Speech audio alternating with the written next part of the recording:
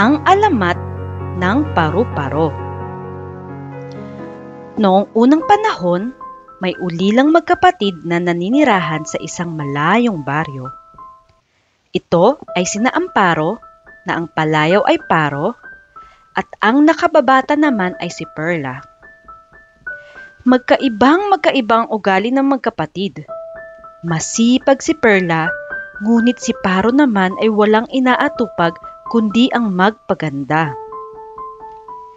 Ate, tulungan mo naman ako. Ang dami kong labahing damit. Karamihan naman ay sa iyo. Sabi ni Perla sa kapatid isang umaga. May gagawin pa ako. Kayang-kaya mo naman iyan.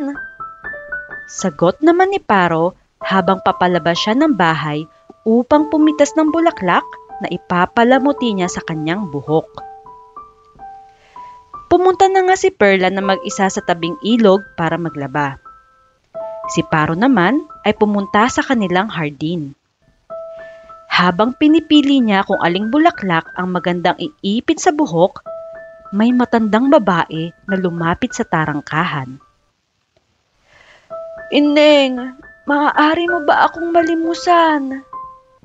Samo ng matanda. Wala akong maililimos. Sagot ni Paro na patuloy sa paghahanap ng mailalagay sa buhok. Kahit nakapirasong tinapay lamang, ako ay gutom na.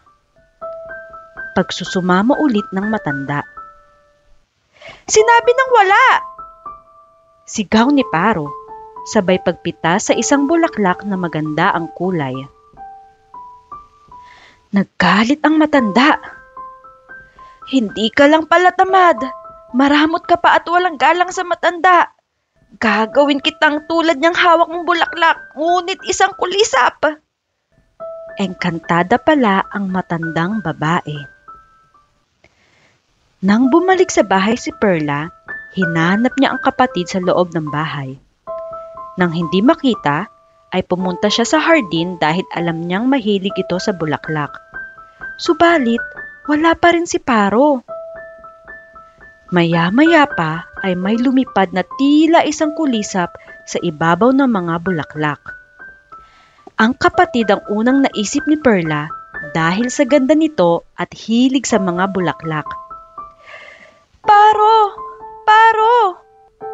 Sambit ni Perla.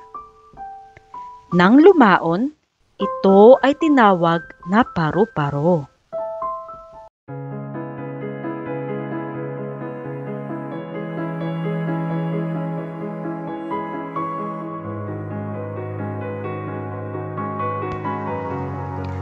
Ang alamat ng makahiya. Noong unang panahon ay may mayamang mag-asawa, sina Mang Dondong at Aling Iska. Mayroon silang anak na babae na nagngangalang Maria. Mahal na mahal nila ang kanilang anak. Si Maria ay responsable at masunuring anak. Siya ay masipag at mabait. Dahil dito ay gusto siya ng lahat. Ngunit, ang pagkamahiyain ay isa sa natatanging katangian ni Maria. Dahil sa pagkamahiyain ay ilang siya sa pakikipag-usap sa mga tao. Para maiwasan niya ang makita o makisalamuha sa mga tao, ay palagi niyang kinukulong ang sarili niya sa kanyang silid. Mayroong hardin ng mga bulaklak si Maria. Ang mga bulaklak ay magaganda at alam ito ng buong bayan. Matyaga at magiliw niyang inaalagaan ang kanyang mga halaman, sapagkat dito siya nakakakita ng kaligayahan. Isang araw ay may kumalat na balita na isang grupo ng mga bandido ang sumalakay sa kalapit bayan. Pinapas lang ng mga bandido ang mga tao at tinatangay ang salapi ng mga residente. Kinabukasan, ang mga bandido ay dumating kung saan naninirahan si Mang Dondong at Aling Iska at ang anak na si Maria. Nakita ni Mang Dondong na parating na ang mga bandido. Nagdesisyon sila na itago si Maria sa hardin para sa kaligtasan nito. Nagtago naman si Aling Iska sa kanilang bahay. Nanginginig sa takot habang naririnig niyang pilit binubuksan ng mga bandido ang kanilang tarangkahan. Siya ay nagsambit ng panalangin para sa paghahanda sa kung anuman ang maaaring mangyari. "Aking Panginoon," panalangin ni Aling Iska, "iligtas niyo po ang aking anak." Biglang nabuksan ang pinto. Pumasok ang mga bandido sa bahay at pinalo sa ulo si Mang Dondong. Nawala ng malay si Mang Dondong at bumagsak sa lapag. Sinubukan na tumakas ni Aling Iska pero pinalo rin siya sa ulo. Ginalugad ng mga bandido ang buong bahay. Matapos kunin ng lahat ng salapi at alahas, hinanap nila si Maria. Pero hindi nila ito nakita. Umalis na ang mga bandido para nakawan ang iba pang bayan. Nang matauhan na ang mag-asawa, ay nakaalis na ang mga bandido. Nagmadali silang pumunta sa hardin para hanapin si Maria. Pero wala doon si Maria. Muli ay hinanap nila ang kanilang anak sa lahat ng sulok ng hardin, pero wala doon ang kawawang si Maria. "Ang anak ko! Tinangay nila ang anak ko!" iyak ni Aling Iska. Bigla-bigla ay naramdaman ni Mang Dondong na may tumutusok sa kanyang mga paa. Nagulat siya dahil may nakita siyang isang maliit na halaman na mabilis na tumitiklop ang mga dahon nito. Ito ang unang beses na makakita siya ng gantong uri ng halaman. Siya ay lumuhod at tinitigang mabuti ang halaman. Ganoon din ang ginawa ni Aling Iska. Pagkatapos titigan ng matagal ang halaman, ang mag-asawa ay naniwalang ang halamang iyon ay si Maria. Ginawang halaman ng Panginoon si Maria para mailigtas sa mga bandido. Hindi mapigilan di mapaiyak si Aling Iska at Mang Dondong. Ang bawat luha na pumapatak sa halaman ay nagiging isang maliit, bilog na kulay rosas na bulaklak. Magmula noon ay inalagaan nila ng mabuti ang halaman. Naniniwala sila at alam nila na ang halamang ay ang anak nilang si Maria. Katulad ng kanilang anak, ang halaman ay mahiyain din. Dahil dito ay tinawag nila itong makahiya. Dahil nagtataglay ito ng katangian ni Maria, ang pagka-mahiyain, at tinawag na nga itong makahiya.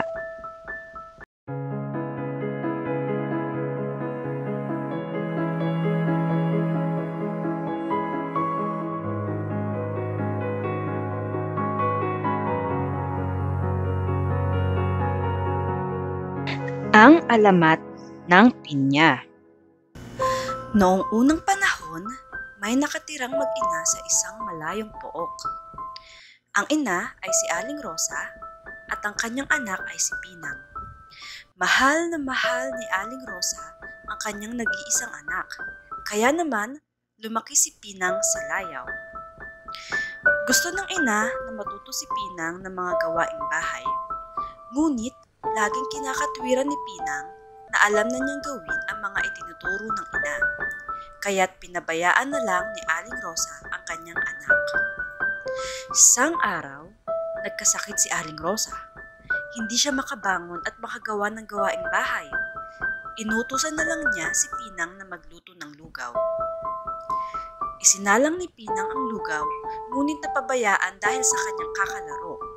Ang lugaw ay dumikit sa palayok at nasunog. Nagpasensya na lang si Aling Rosa. Sa katwiran niya ay napagsilbihan naman siya ng kanyang anak kahit papaano. Nagtagal ang sakit ni Aling Rosa, kaya't napilitan si Pinang na gumawa sa bahay. Isang araw, sa kanyang pagluluto, hindi niya makita ang posporo. Tinanong ni Pinang ang kanyang ina kung nasaan ito. Isang beses naman ay ang sandok ang hinahanap. Ganoon ang nangyayari. Maraming bagay na di makita agad at tinatanong agad sa kanyang ina. Nayamot si Aling Rosa sa kakatanong ng kanyang anak, kaya't nawika nito. Naku Pinang, sana'y magkaroon ka ng maraming mata upang makita mo ang lahat ng bagay at hindi ka natanong ng tanong sa akin. Dahil alam niyang galit na ang kanyang ina, ay hindi na umimik si Pinang. Umalis na lamang siya upang hanapin ang sandok na hinahanap. Kinagabihan, wala si Pinang sa bahay. Nabahala si Aling Rosa. Tinatawag niya ang kanyang anak ngunit walang sumasagot.